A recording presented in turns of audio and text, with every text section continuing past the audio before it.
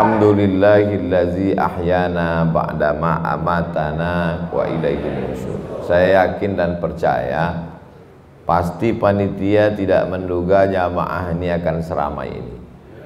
Dianggap ini sholat subuh, setelah itu ada beberapa orang kumpul, setelah itu duduk-duduk ceramah. Tapi ternyata Lampung tidak seperti itu.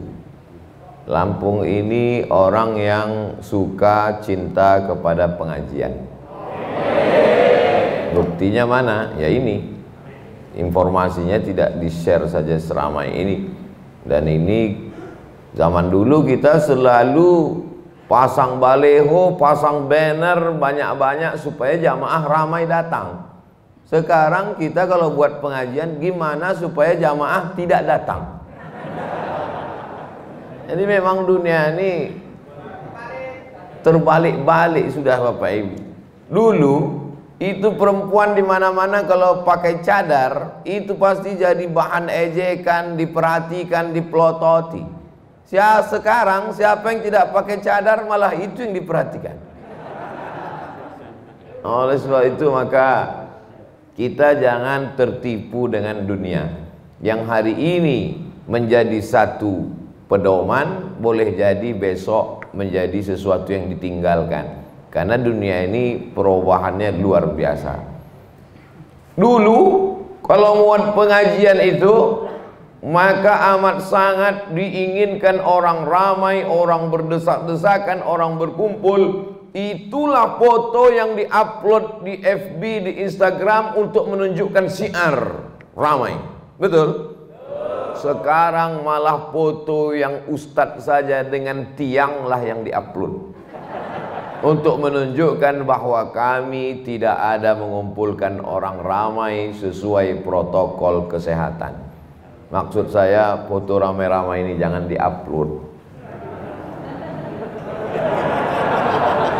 Yang streaming itu tunjukkan gambar saya sendiri, beberapa kepala ini boleh masuk untuk menunjukkan bahwa kita dalam keadaan aman dan damai. Saya lihat baleho ceramah ini nggak ada judulnya.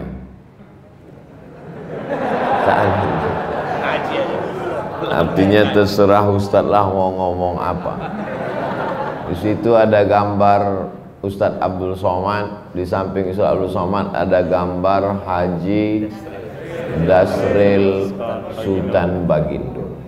Haji Dasril merantau dari kampung halaman ke Jakarta, berkenalan dengan ulama dari bumi Minangkabau, namanya Haji Abdul Malik Karim Amrullah.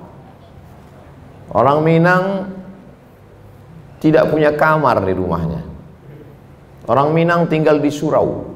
Maka orang Minang itu pasti pandai dua. Yang pertama mengaji, yang kedua basile. Orang Minang pandai basile, tapi tak pandai manjile. Allahu Akbar. Orang Minangkabau kalau dia merantau, maka dia dekati surau. Karena dia dibesarkan di surau, maka dia pasti akan azan, dia akan sholat berjamaah. Itu Minangkabau. Jadi kalau ada orang Minangkabau tidak ke surau, itu bukan Minangkabau, itu kabau. Maka begitu dia merantau ke Jakarta, menyeberangi pulau Sumatera ke pulau Jawa, maka yang dicarinya pertama adalah ulama. Kenapa? Karena mereka adalah orang yang negerinya, anak mudanya didekatkan dengan ulama. Ini pelajaran yang pertama. Siapapun dia, maka dia mesti dekat dengan ulama. Anjing, tak boleh nyebut anjing sekarang. Jangankan nyebut anjing, yang mirip-mirip anjing aja nggak boleh. Tidak boleh disebut pantang.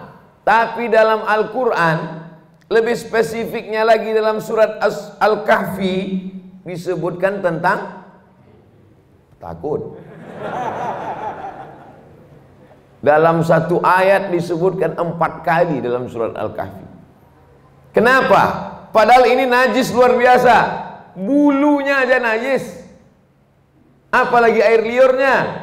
Kalau sampai ada bejana dijilat oleh seekor anjing, maka seluruh air bejana, nampan, tempayan, ember ditumpahkan semuanya, dan mesti disiram dengan 7 air, 1 dengan air bercampur dengan air tanah. Tapi dalam surat Al-Kahfi anjing disebutkan. Mengapa?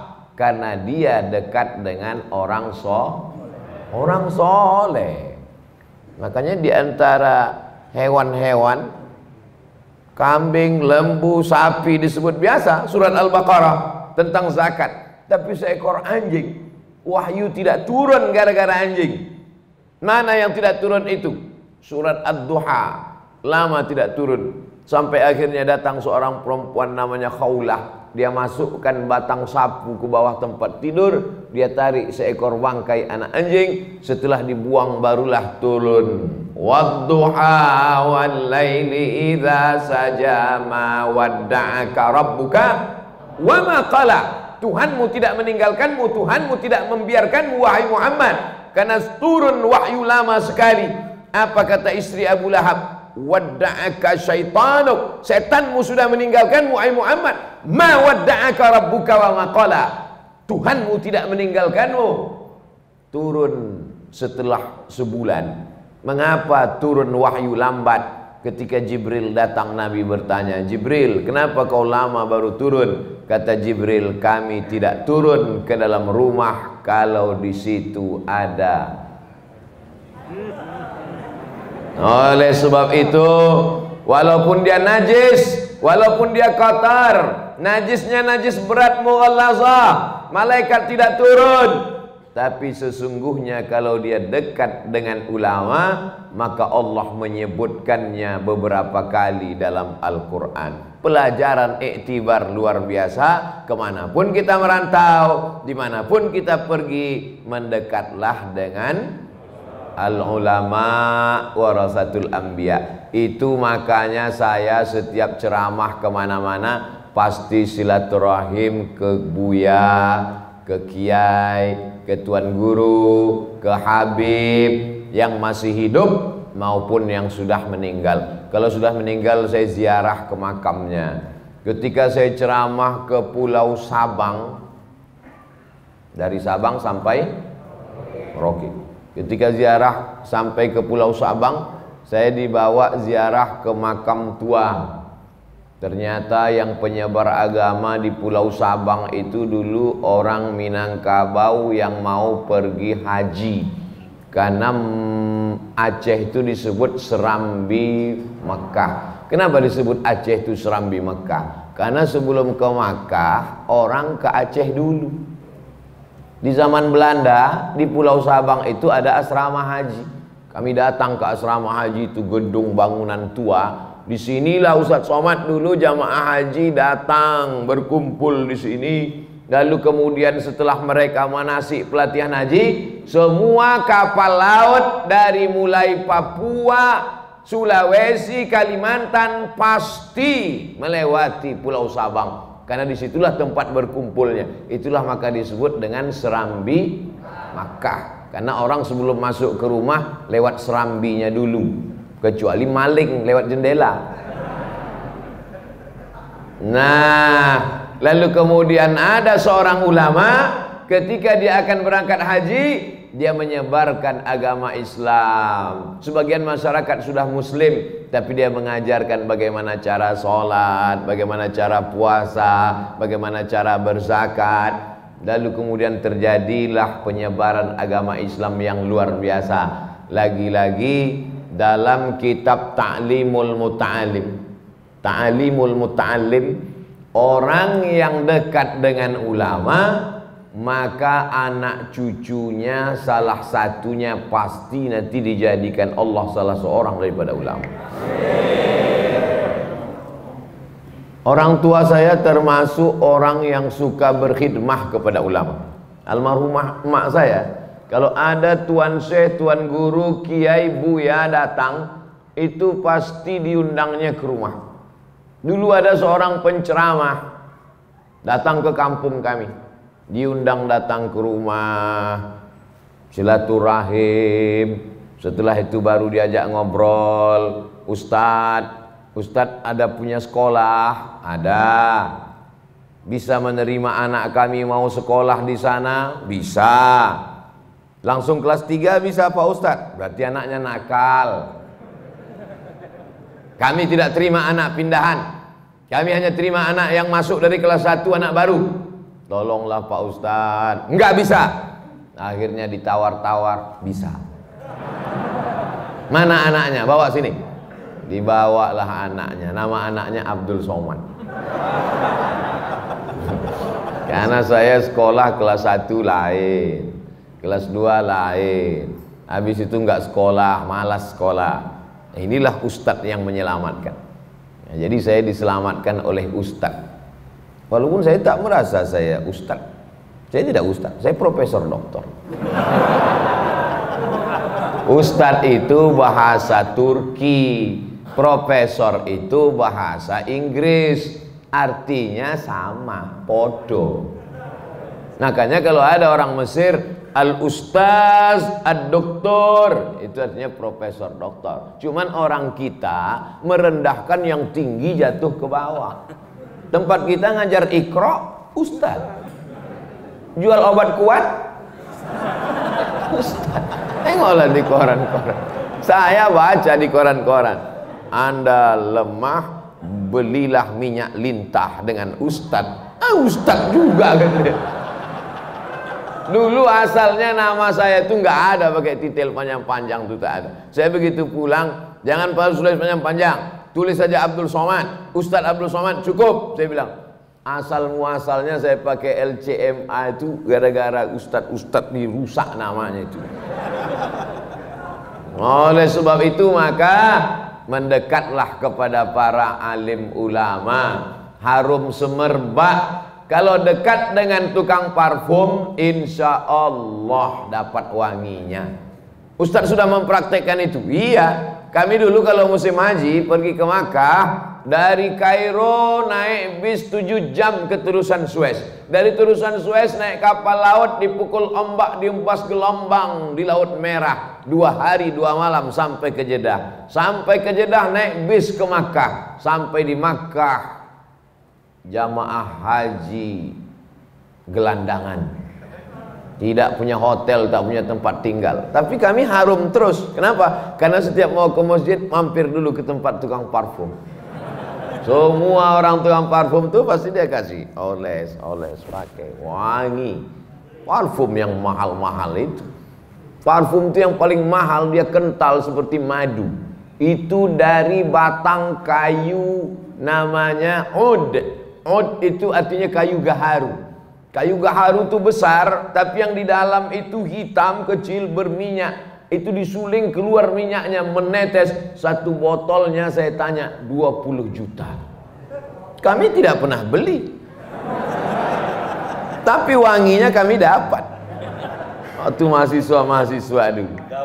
Oleh sebab itu maka, tapi kalau berkawan dengan tukang besi, insya Allah bau asapnya, bau karbitnya juga dapat.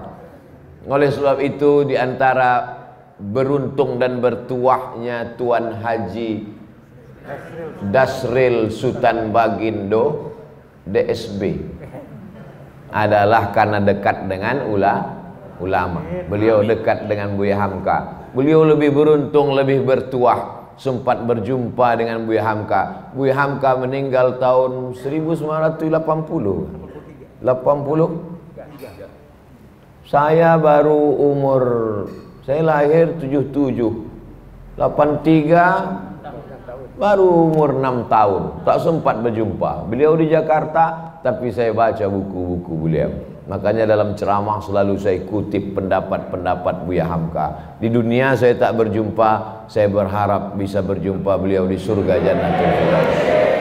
Jamaah Masjid Darul Mukmin, Baitul Mukmin, begitu masuk ke dalam surga, terkejut mereka. Mereka lihat saya sudah duduk sama Buya Hamka di dalam. Amin. Itu doa saya. Cara saya berdoa begitu, biar supaya diaminkan masyarakat Lampung. Oleh sebab itu maka kita dekat dengan ulama itu maksud tidak lain adalah, bukan berarti maksud saya tujuannya mendekatlah dengan ulama, dekat Abdul Somad. Tidak, saya bukan ulama. Saya hanya orang yang suka cinta kepada ulama. Saya orang yang sayang kepada ulama, dan saya selalu mengutip pendapat-pendapat ulama. Akhirnya orang menyangka saya ulama, padahal tidak. Sampai sekarang saya tak punya kartu Majelis Ulama Indonesia. Dan dulu ketika ada sertifikasi Ustadz 200, saya tak masuk.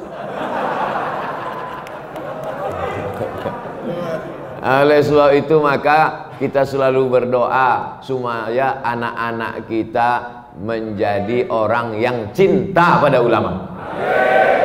Saya yakin dan percaya itu dulu doa kakek saya, doa embah saya, doa datuk-datuk saya dulu. Kata datuk saya, cucuku yang ini jangan masukkan sekolah umum, masukkan dia sekolah agama. Tapi saya mau masuk SD. Saya tak mau masuk agama, saya mau masuk SD. Saya mau celana merah. Saya nggak mau pakai peci. Dimasukkanlah saya ke SD. Kepala sekolah SD itu kakak ibu saya. Begitu sampai di rumahnya, saya masih ingat, pegang telinga kanan, pakai tangan kiri. Nggak sampai, nggak boleh masuk. Jadi kemana? Akhirnya saya masuk madrasah ibtidaiyah. Rencana masuk SD, tidak diterima. Sampai sekarang SD itu menyesal. Hampir saja mereka punya alumni profesor doktor. Sombongnya kumat. Karena saya dipesankan sekolah agama, akhirnya saya masuk madrasah ibtidaiyah. Setelah itu madrasah sanawiyah. Habis itu madrasah aliyah. Habis itu S1-nya Al-Azhar, S2 ke Maroko, S3 ke Sudan. Dari awal sampai akhir, dari hilir, hulu ke hilir, pangkal ke ujung, saya sekolah agama. Sekarang saya paham, karena itu wasiat dari kakek saya, embah saya, cucuku yang ini mesti sekolah agama. Jadi saya ini bukan mendadak tiba-tiba jadi ustadz. Saya ini memang disetting dari awal, ini mesti sekolah agama. Tapi waktu itu beliau tidak ada cita-cita ini supaya jadi ustadz, enggak.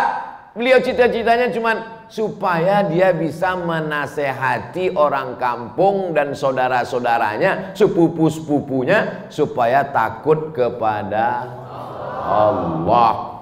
Biaya sekolahnya dari mana? Itu ada kebun kelapa 2 hektar. Nanti kalau dia sekolah, ambil dari kebun itu. Begitu kakek saya meninggal, kebun kelapa itu pun ikut mati. Tapi Allah Maha Kaya, Allah luar biasa.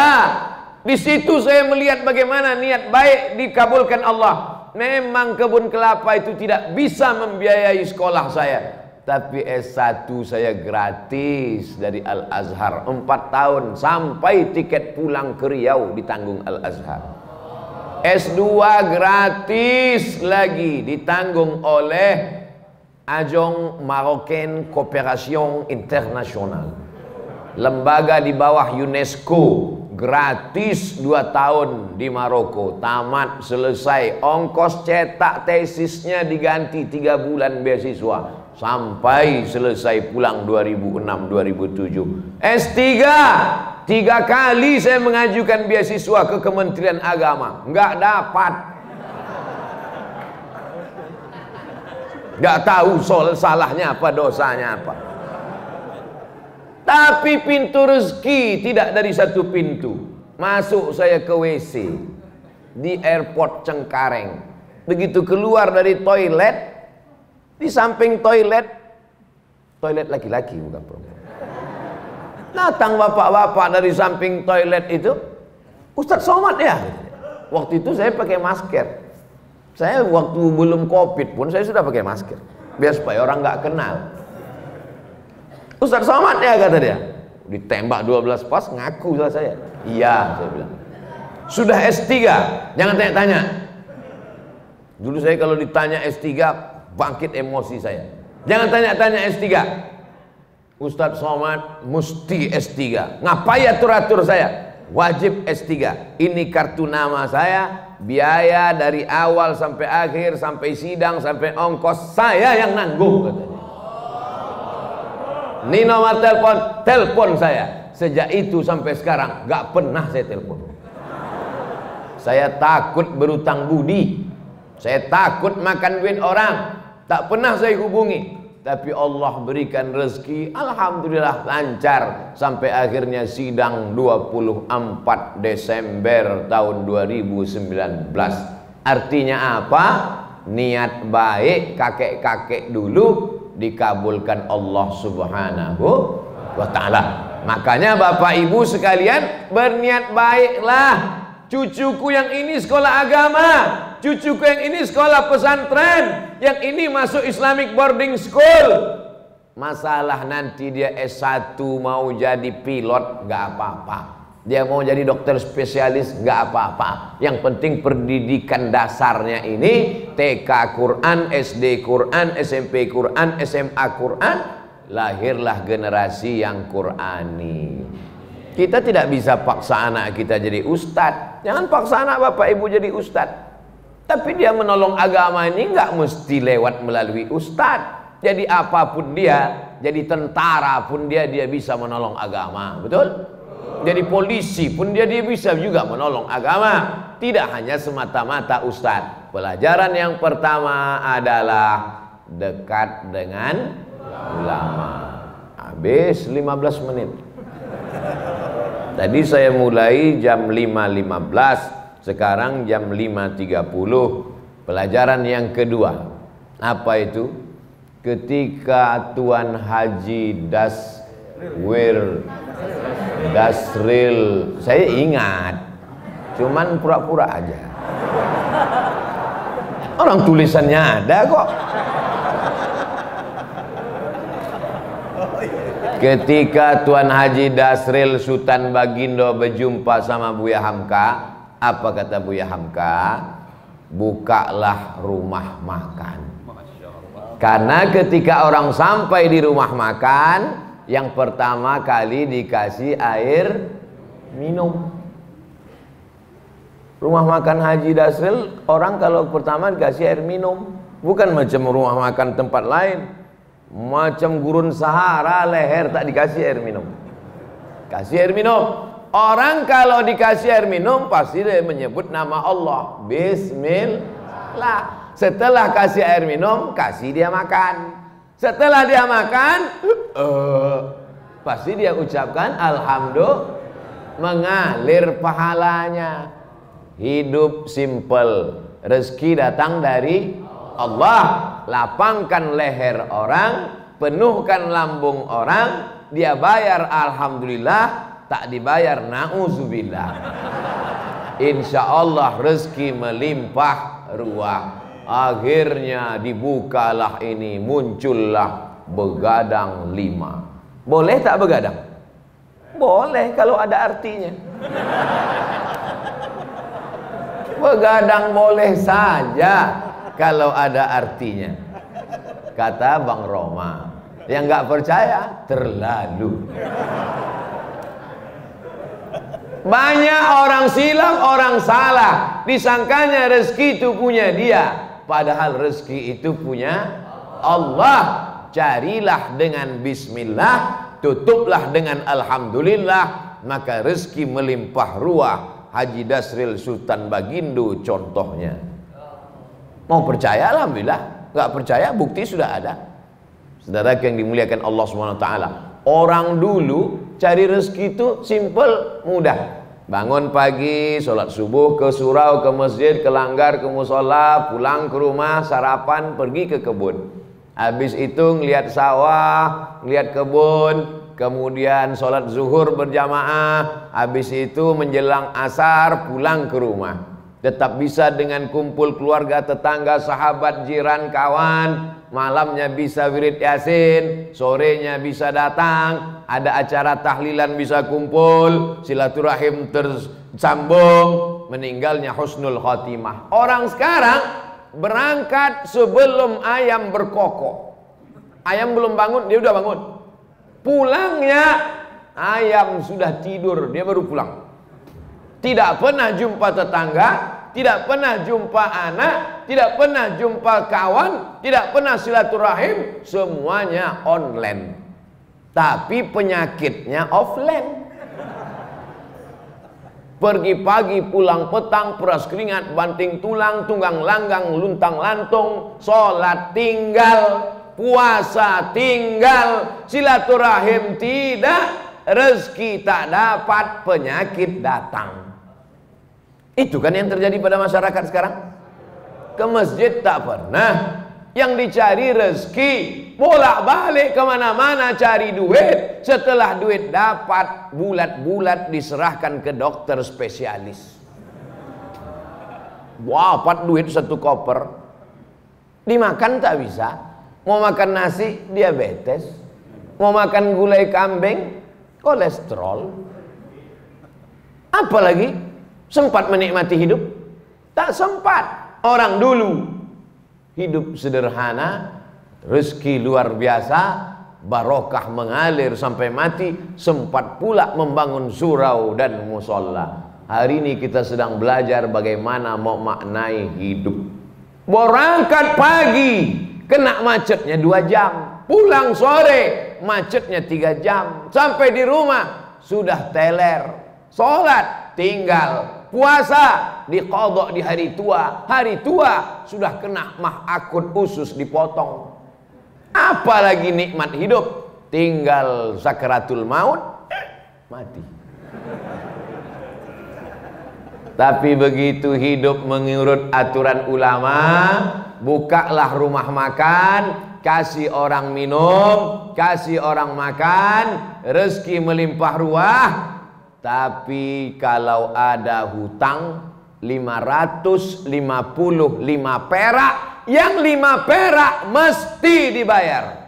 Pesan Buya Hamka, 555 perak utang engkau kepada non muslim, yang 5 perak mesti kau bayar. Kenapa? Karena kalau tak kau bayar, kau akan cari dia di akhirat. Kemana kau mau mencari dia? Itu dipegang oleh Haji Dasril Sultan Bagindo sampai umur 79 tahun. Amanah, jujur, kata orang sekarang, berintegrasi, berintegritet, berjujur, amanah. 5 perak guys,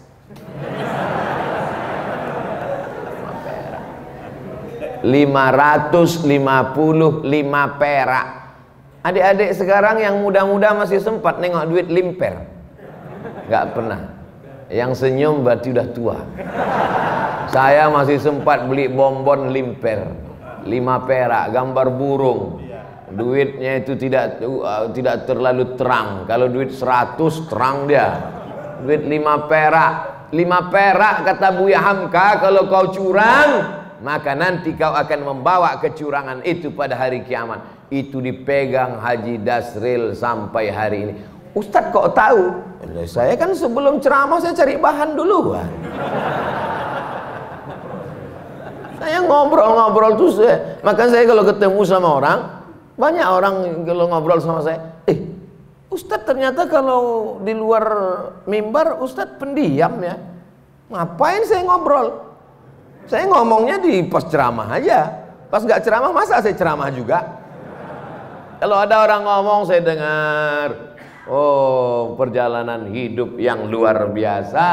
Oleh sebab itu maka buah dari yang kita lihat sekarang ini adalah buah dari kejujuran. 5 perak mesti kau balikkan. Ini kadang kita dikasih orang belanja, nih 100.000, beli nasi bungkus 1 harga 15.000, 85.000 halal. Tak dibalikkan, balikkan. Ingat pesan Buya Hamka ke Haji Dasril, 5 perak. Kenapa tak kau balikkan 5 perak? Alah sikit aja kok. Gara-gara 5 perak itulah kita masuk neraka jahanam. Malunya. Kenapa dia masuk neraka? Korupsi 5 miliar. Bangga kan? Kenapa masuk neraka? Karena menggelapkan APBN. Keren kan? Kenapa masuk neraka? Karena 5 perak. Nerakanya sama pula tuh. Bukan neraka 5 miliar sama 5 perak lain. Yang 5 perak nerakanya 25 derajat Celcius. Mendidih juga otak kepalamu. Diletakkan batu kerikil di tapak kaki, mendidih otak. Yablugh ka'baihi, sampai ke mata kaki. Yaghli biha dimaghuhu, mendidih otak di kepala. Allahumma ajirna minan nar. Allahumma ajirna minan nar. Allahumma ajirna minan nar. Dosa kepada Allah bisa ditebus dengan istighfar, tapi dosa hutang kepada manusia bisa? Gak bisa. Pergi kau ke Makkah nanti setelah habis Covid, menangis di pintu Ka'bah, maafkan ya Allah, 5 perak. Habis tisu setengah kotak, bisa lunas yang 5 perak. Maka ku sampaikan pada jamaah, bayarlah hutang pada tempatnya. Ustaz nyindir nih? Enggak. Saya cuma ngasih tahu supaya jangan sampai kita mati su'ul khatimah. Orang yang doanya tidak dikabulkan Allah, tak diterima Allah. Mengapa doanya tak dikabulkan Allah? Mat'amuhu haram, makan haram. Masrabuhu haram, minumannya haram. Malbasuhu haram, pakaiannya haram. Kenapa? Gara-gara memakan duit orang. Ajarkan anak-anak kita jujur, ajarkan anak-anak kita berkarakter, jangan sampai dia makan. Kenapa? Apa masalah? Orang tuh kesilau di luar. Itu tak masuk ke surga kan? Tembakkan kau orang di jendela.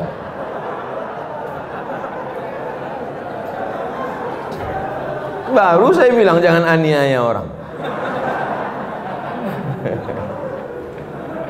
Masya Allah. Ibu-ibu itu layar di atas hidup.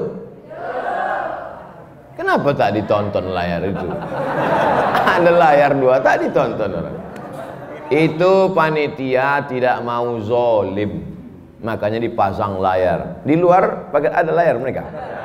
Itu juga mereka sangat takut matahari terbit, karena kalau matahari terbit gambar itu hilang.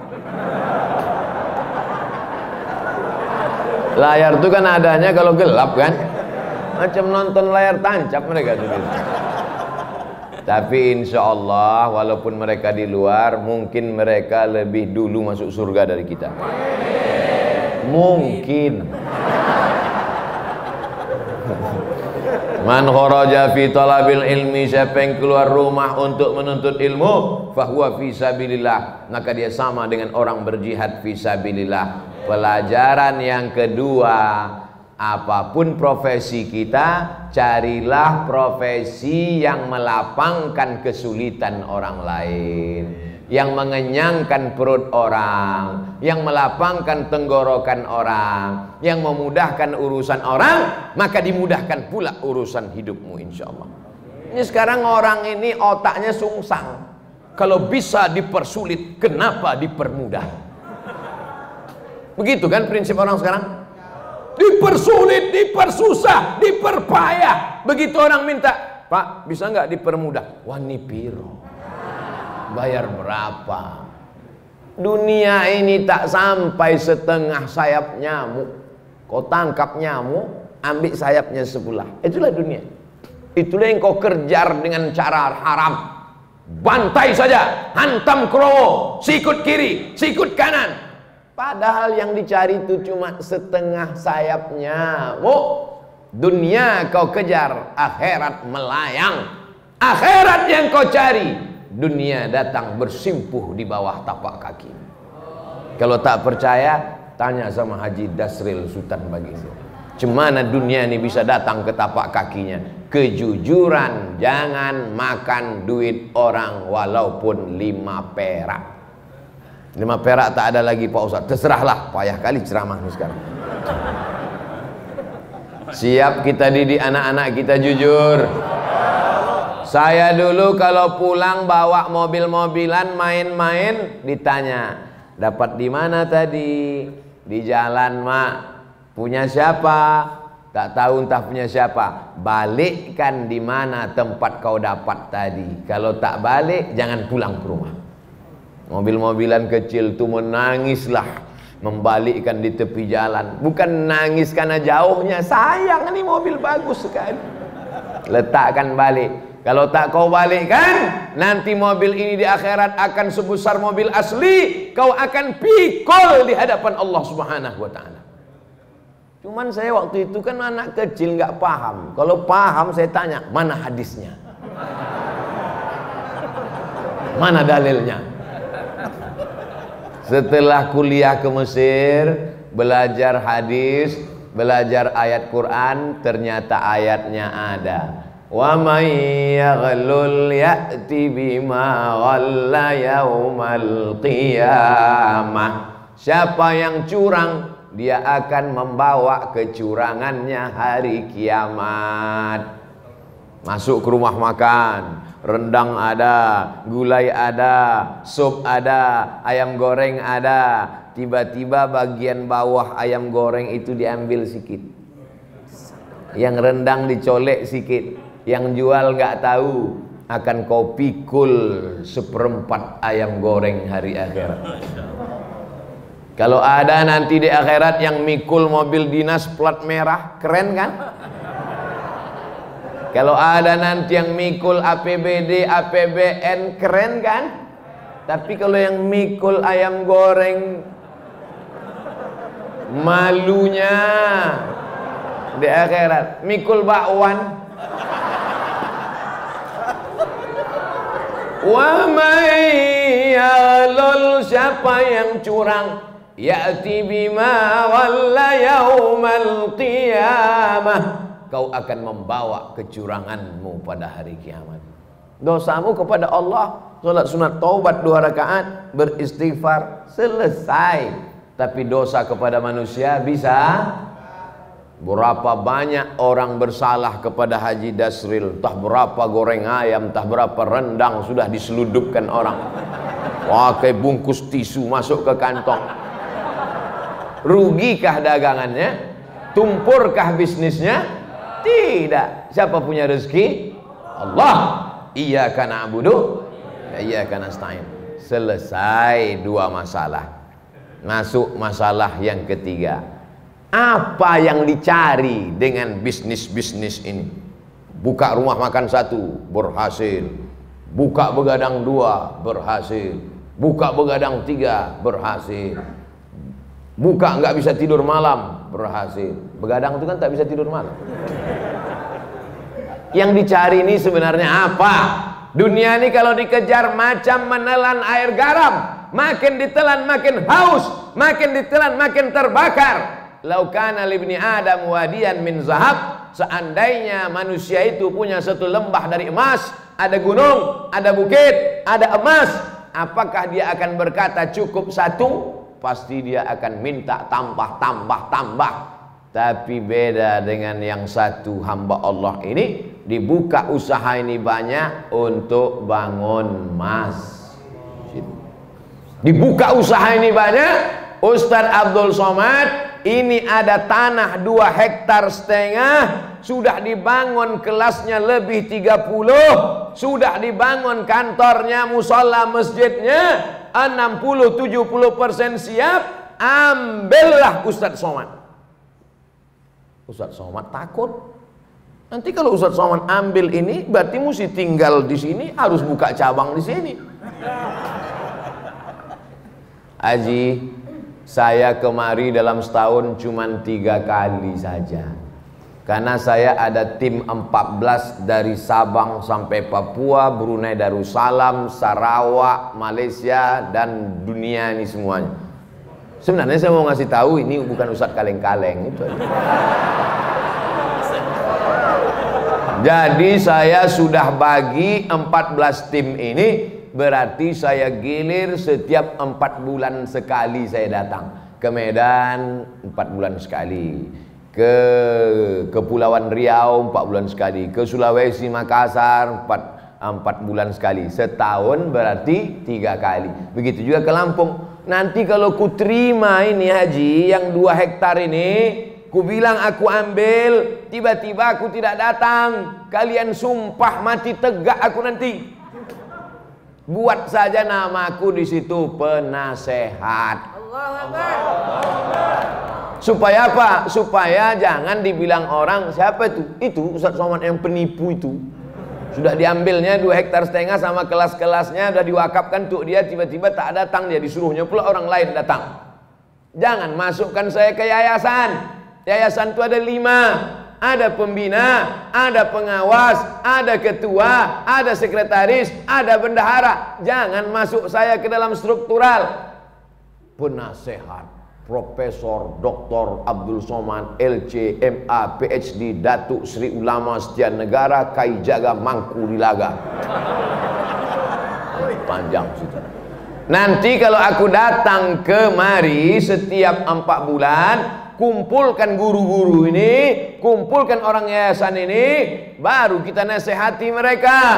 Bagaimana supaya anak-anak ini hafal Quran, bagaimana supaya wali murid ini masukkan anaknya, bagaimana supaya anak muda ini selamat dari narkoba, selamat dari zina.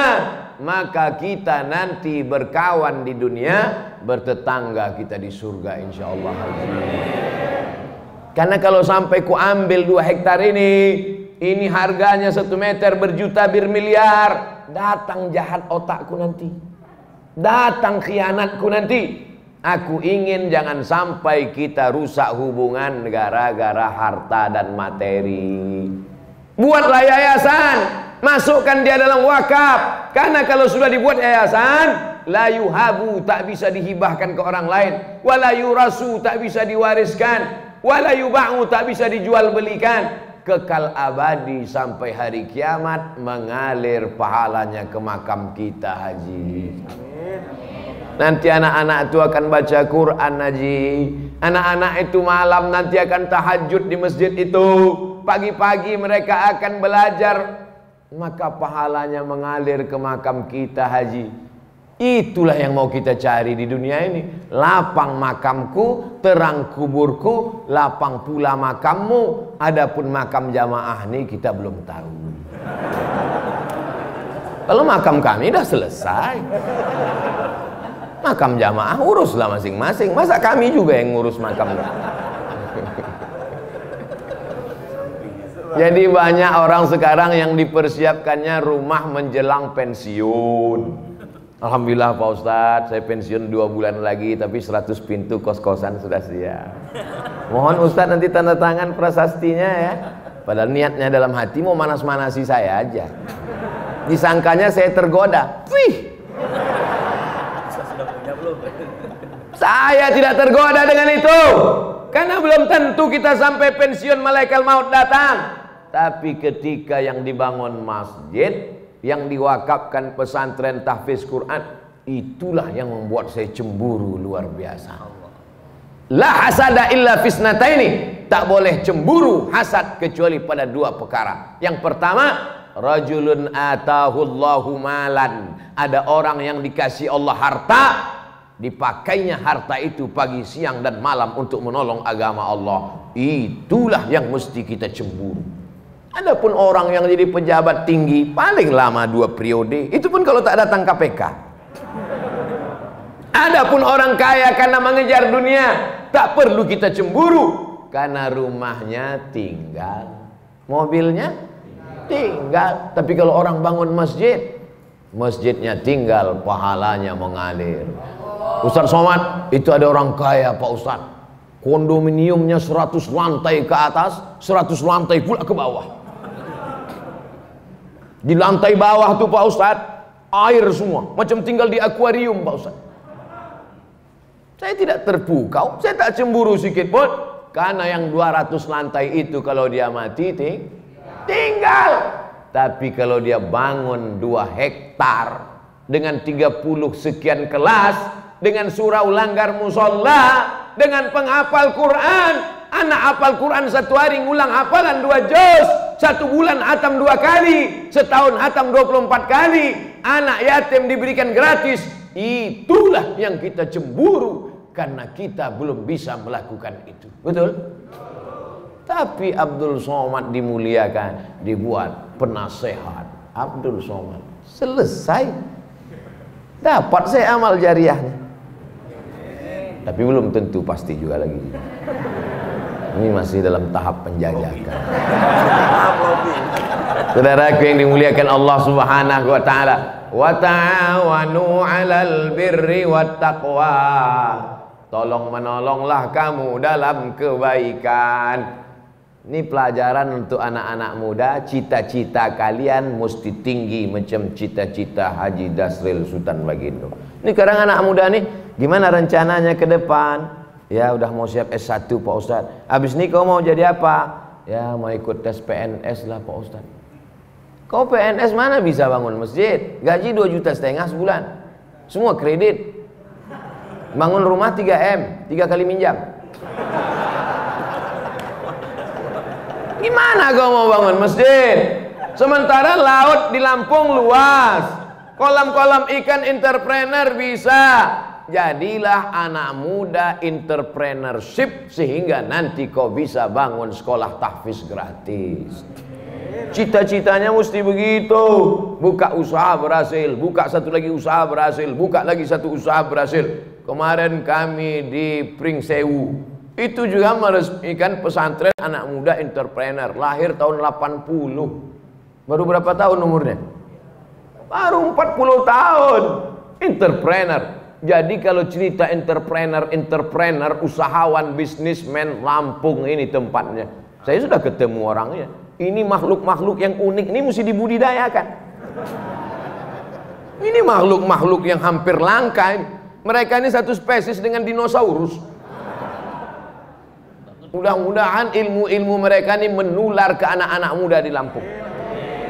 Banyak anak muda ini tidak punya kreativitas. Pergi kuliah pakai motor, knalpot disunat. Pas lambat kiriman stres. Passwordnya 3 huruf. Mak. Minta duit. Apa ini? Makanya makhluk-makhluk yang unik ini saya sarankan mereka menulis buku. Bukunya adalah Alam Terkembang Menjadi Guru. Mereka tidak berguru di kelas, mereka tidak berguru kepada buku, tapi mereka menjadikan alam, pengalaman, perjalanan hidup mereka menjadi guru, sehingga mereka menjadi orang yang sukses dan berhasil sampai hari ini. Untuk menjadi sebuah sebatang sekuntum bunga, dia mesti bertunas, dia mesti berbatang, dia mesti bercabang, mesti selamat dari hawa, mesti selamat dari wereng, mesti dijaga akarnya, mesti disiram, barulah menjadi sekuntum bunga. Bukan bunga plastik. Untuk jadi bunga saja prosesnya luar biasa, apalagi menjadi orang yang menghambakan diri kepada Allah. Sudah berapa poin saya sampaikan? Pertama, dekat dengan ulama. Yang kedua, jujur, jangan berkhianat, pembohong, dusta, tipu-tipu. Yang ketiga, cita-cita jangan mengejar dunia, tapi bangun masjid, menyebarkan pendidikan Islam, Allah akan tolong. Yakin dengan pertolongan Allah? Innaka la tukhliful. Yang terakhir, yang keempat, jangan sombong. Ini sekarang orang baru punya duit sedikit aja sombong minta ampun. Ini Pak Ustadz, sepatu saya ini harganya 20 juta Pak Ustadz. Yang nanya siapa? Siapa yang nanya? Outfit saya ini Pak Ustadz, sekali tegak berdiri 100 juta nih Pak Ustadz. La ilaha illallah. Peci saya ini dibeli orang di Jambi 12 juta. Baju jaket saya dibeli orang di Jambi 270 juta. Dilelang untuk pondok pesantren. Motor dilelang 100 juta. Kalau cerita bangga-bangga outfit, dah berapa tuh? 100. Tambah jaket 270, 370. tambah peci 12 juta, 382 juta. Punya orang, bukan punya saya. Ini subuh ini dikasih sorban, kasih jubah, kombinasi antara jubah Arab Saudi dengan Lampung, tapis Lampung. Masya Allah, kreasi yang luar biasa. Takut pula saya dicuri orang ini. Saya pakai terus, tapi saya pakai pas di masjid aja, pas di airport enggak. Saya takut nanti semua minta foto, pula pilot-pilot itu semua selfie ya Ustaz. Jangan angkuh, jangan sombong. Kesan saya sama orang-orang hebat ini, saya perhatikan mereka tak sombong. Ketika dia sombong, itu tanda dia akan jatuh ke bawah. Saya pun kalau lama-lama duduk di atas kursi ini jadi sombong nanti. Itu makanya saya tak mau lama di sini, 60 menit turun. Dimulai jam 5.15, jam 6.15 kau mesti turun, sadar diri Abdul Somad. Karena kalau kau sudah terlalu lama di sini, pakai baju kebesaran, ini baju kebesaran nih, XL ini.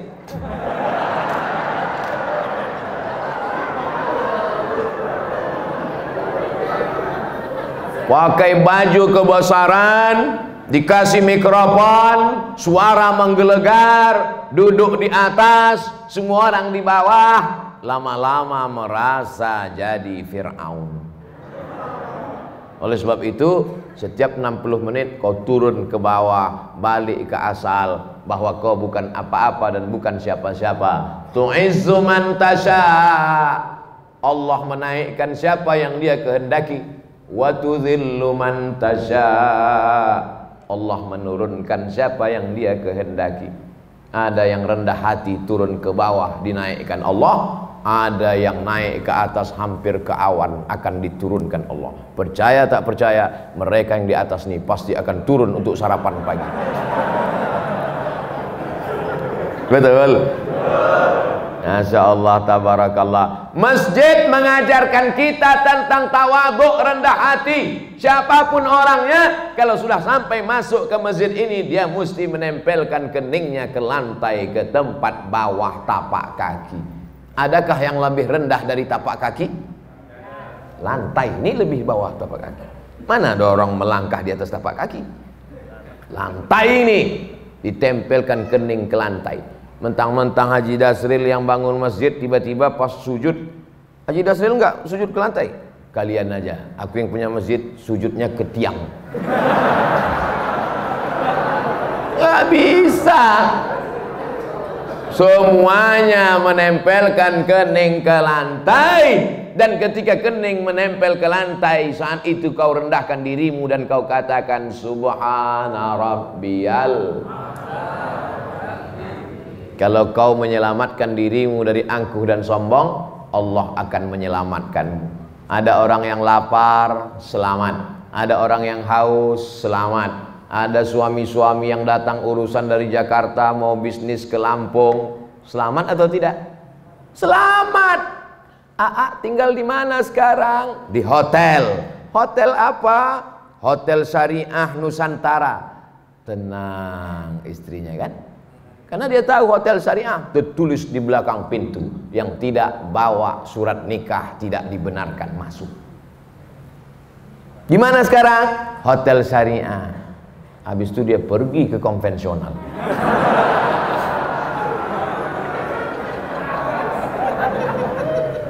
Orang perlu makan, kasih makan. Orang perlu minum, kasih minum. Orang mau ketenangan hati karena suaminya takut dilarikan pelakor, kasih hotel syariah. Selamat dunia, selamat akhirat.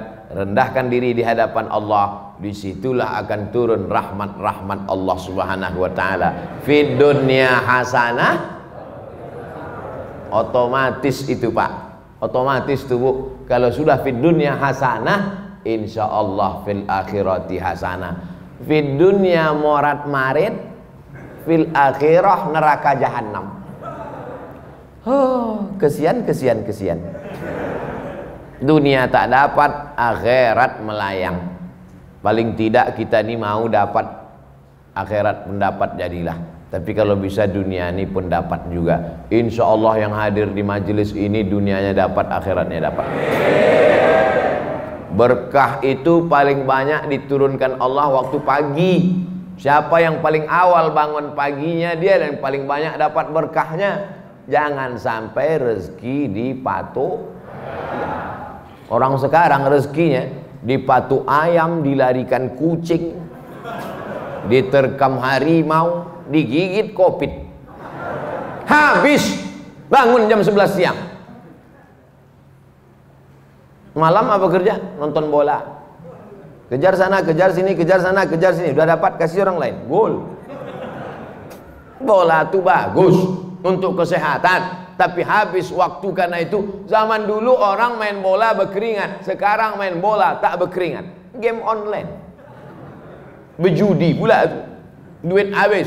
Tiba-tiba datang tagihan ke rekening bapaknya.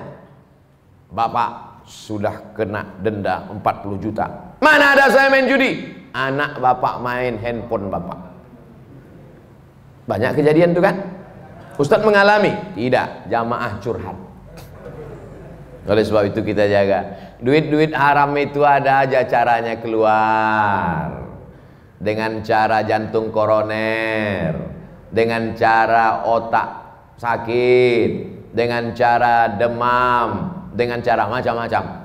Tapi bisa jadi juga bukan karena duit haram, karena Allah mau menghapuskan dosa-dosa. Jadi kalau ada yang sakit, jangan gara-gara pengajian saya ini nanti tetangga sakit, kau sakit ya, nah, itulah duit haram tuh. Tak selamanya begitu, bisa juga karena Allah mau menghapuskan dosa-dosanya. Tapi jangan juga tidak bisa dihukum semua begitu.